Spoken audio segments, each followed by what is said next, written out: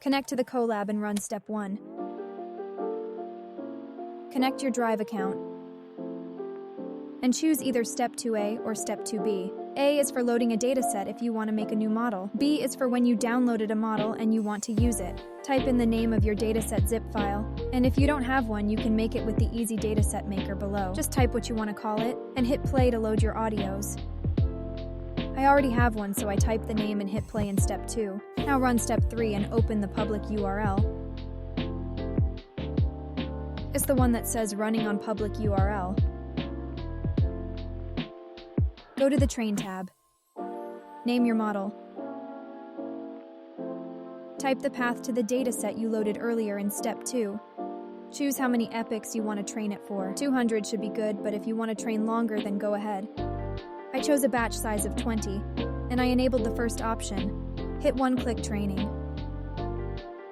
Wait until it's done training. It should not take that long.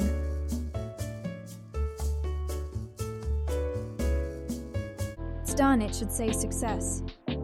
That's why it now shows up.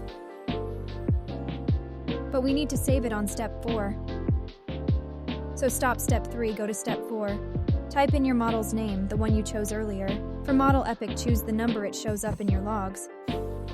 Here it is, 2333. Hit play. Done. You now saved it to your drive. You just trained your first model. Now let's learn how to use a model. Run the GUI. Fix the path to the files. I'll show you where to find them. Make sure to choose your model. Your file paths should be in the logs folder. Look closely.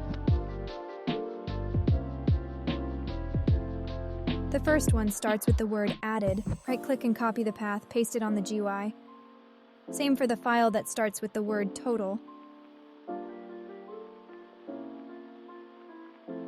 Drop an audio to your RVC folder.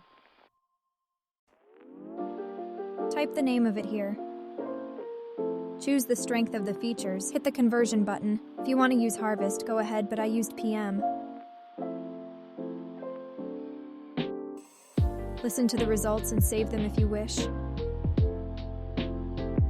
That's it.